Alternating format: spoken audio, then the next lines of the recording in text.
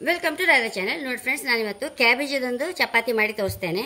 ಇದು ನಮಗೆ ಮೇಯ್ನ್ ಅಂತಂದರೆ, ಈಗ ಉಪವಾಸ ಮಾಡೋರಿಗೆಲ್ಲ ನೋಡಿ ಏನೆಲ್ಲ ಮಾಡ್ಕೊಳ್ತಾರೆ. ಉದಾಸೀನಾಗಿ ಒಂಚೂರು ಸಜ್ಜಿಗೆ ಮಾಡ್ಕೊಂಡು ಬಿಡೋದು, ಅಥವಾ ಏನಾರು ಒಂದು ರೊಟ್ಟಿ ಮಾಡ್ಕೊಂಡು ಬಿಡೋದು, ರವೆ ರೊಟ್ಟಿ ಹಾಗೆಲ್ಲ ಮಾಡ್ಕೊಂಡ್ರೆ ನಮಗೇನು ಆರೋಗ್ಯಕ್ಕೆ ಸಹ ಒಳ್ಳೇದಲ್ಲ ಫ್ರೆಂಡ್ಸ್. ಹಾಗೆ ಸ್ವಲ್ಪ ಏನಾದ್ರು ತರಕಾರಿ ಹಾಕ್ಕೊಂಡ್ರೆ ಹೈ ಕ್ಲಾಸ್ ಆಗುತ್ತೆ. ಈಗ ನಾನು ಮುಂಚೆ ಪಂಚಮಿ ಉಪವಾಸ ಮಾಡುವಾಗ ಎಂತ ಮಾಡ್ತಿದ್ದೇನೆ ನೋಡಿ, ಒಂದೋ ಕ್ಯಾಬೇಜಿ, ಒಂದೋ ಬೀಟ್ರೂಟು, ಒಂದೋ ಕ್ಯಾರೆಟ್ ಸಣ್ಣ ತುರಿಯಲ್ಲಿ ತುರಿದು ಬಿಡೋದು. ಒಂಚೂರು ಮಿಕ್ಸಿಗೆ ಹಾಕೊಂಡು ನೀರು ಸಹ ಹಾಕೋದಿಲ್ಲ, ಆ ತುರಿಯಲ್ಲೇ ಗೋಧಿ ಹಿಟ್ಟನ್ನು ಮಿಕ್ಸ್ ಮಾಡ್ಕೊತ ಇದ್ದೆ. ಆಗ ನಮಗೊಂದು ದಿವಸಕ್ಕೆ ಬೆಳಗಿಂದ ರಾತ್ರಿವರೆಗೂ ಒಂದು 4 ಚಪಾತಿ ಬೇಕಾತು. ತಿಂದರೆ ಒಂಚೂರು ಸುಸ್ತು ಇರುವುದಿಲ್ಲ, ಮುಖದಲ್ಲಿ ಒಂದು ಸುಸ್ತಿನ ಕಳೆಯೇ ಇರುವುದಿಲ್ಲ ಫ್ರೆಂಡ್ಸ್. ಅಷ್ಟು ನಮಗೆ ಹೆಲ್ದಿ. ಅಂದರೆ ಅದರದ್ದು ಪ್ರಯೋಜನ ಎಲ್ಲ ನಮ್ಗೆ ಸಿಕ್ಕುತ್ತಲ್ಲ. ಆ ಬೀಟ್ರೂಟಲ್ಲಿ ನಮಗೆ ರಕ್ತ ವೃದ್ಧಿ ಆಗ್ಲಿಕ್ಕೆ ಇರುತ್ತೆ, ಎನಿಮಿಕಿ ಆಗೋದೇ ಇಲ್ಲ.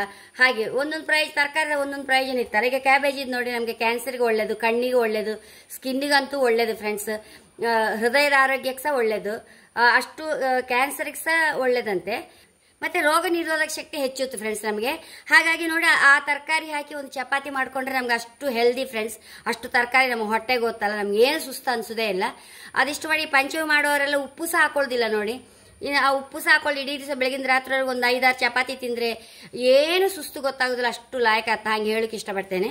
ಹಾಗೆ ನಾನಿವತ್ತು ಬೀಟ್ರೂಟ್ ಆದರೆ ಇನ್ನೂ ಲಾಯ್ಕಾತ್ ಫ್ರೆಂಡ್ಸ್. ಬೀಟ್ರೂಟ್ ಖಾಲಿ ಆಯ್ತು, ಈಗ ಕ್ಯಾಬೇಜಿ ಇತ್ತು, ಅದರ ಚಪಾತಿ ಮಾಡಿ ತೋರಿಸ್ದೆ ನೋಡಿ ಫ್ರೆಂಡ್ಸ್. ಇದನ್ನು ಒಂಚೂರು ಕತ್ತರಿಸ್ಕೊಂಡು ಬತ್ತೆ ನೋಡಿ ಫ್ರೆಂಡ್ಸ್, ಮಿಕ್ಸಿಗೆ ಹಾಕೊಂಡೆ. ಈಗ ಬೀಟ್ರೂಟ್ ಎಲ್ಲಾರೆ ಸಣ್ಣದು ತುರಿದಿರುತ್ತಲ್ಲ, ಅದ್ರಲ್ಲಿ ತುರಿದ್ರೆ ಮಿಕ್ಸಿಗೆ ಹಾಕಂತೇ ಇಲ್ಲ ಫ್ರೆಂಡ್ಸ್. ಲಾಯ್ಕಾತು, ಒಳ್ಳೆ ಮಸ್ತ್ ಹಿಡಿತದೆ. ಹಿಟ್ಟು ಚೂರೇ ಸಾಕಾತು ಹಾಗೆ ತುರಿದ್ರೆ. ಈ ಮಿಕ್ಸಿಗೆ ಹಾಕೋ ನೋಡಿ ಇಷ್ಟು ನೀರಾಯ್ತು. ಇದು ನೋಡಿ, ರುಚಿ ತಕ್ಕಷ್ಟು ಉಪ್ಪು ಹಾಕೊಂಬ. ಮತ್ತು ನಾನು ಒಂಚೂರು ನೋಡಿ, ನಾನು ಮೆಷಿನಲ್ಲಿ ಮಾಡಿದ್ದು, ನಾನು ಮೆಷಿನಲ್ಲಿ ತಗೊಂಡು ನೆಲಕಡಲೆ ಎಣ್ಣೆ ಹಾಕಂತ ಇದ್ದೆ. ಒಂಚೂರು ಪರಿಮಳ ಆಯ್ತು.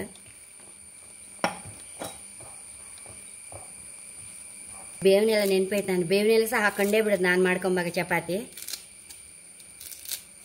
ನೆನಪೋಯ್ತು ನಂಗೆ ಹಾಕೋಕ್ಕೆ. ಇದನ್ನು ನಾನು ಚಕಪಕ ಮಾಡಿ ಹಾಕಿಬಿಡ್ತಾ ಇರ್ತೀನಿ ನೋಡು. 4 ಚಪಾತಿ ತಿನ್ನೋದಾರೆ ನಾವು ಇಷ್ಟು ಬೇವಿನೆಲ್ಲ ನಮ್ಮ ಹೊಟ್ಟೆಗೆ ಹೋದ್ರೆ ಎಷ್ಟು ಒಳ್ಳೇದು ನೋಡಿ ಆರೋಗ್ಯಕ್ಕೆ.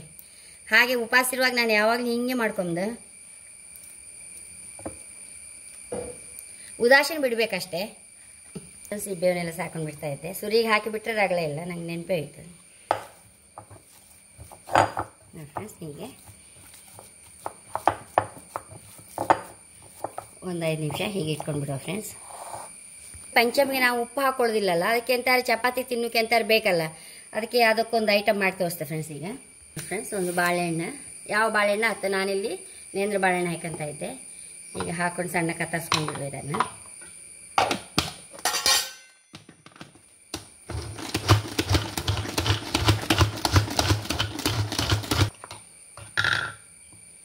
ಫ್ರೆಂಡ್ಸ್, ಈಗ ಒಂದು ಪ್ಲೇಟ್ಗೆ ಹಾಕೊಂಬ. ಕಾಯಿ ಹಾಕೊಂಬ ಫ್ರೆಂಡ್ಸ್. ಒಂಚೂರು ಬೆಲ್ಲ ಮಿಕ್ಸ್ ಮಾಡ್ಕೊಂಬ.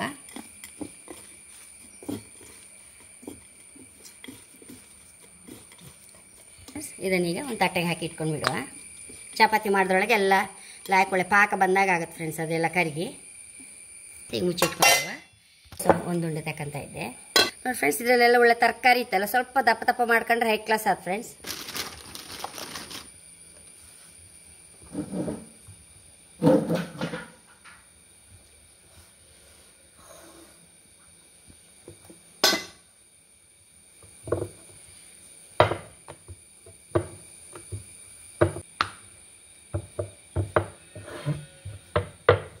ಹಾಕೊಂಬ.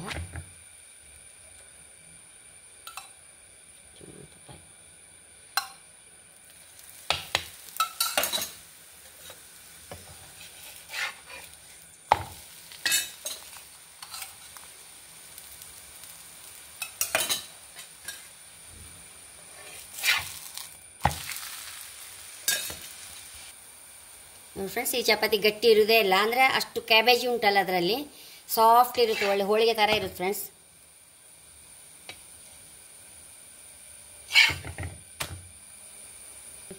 ಇದು ತಗೊಂಬ ಇದನ್ನು.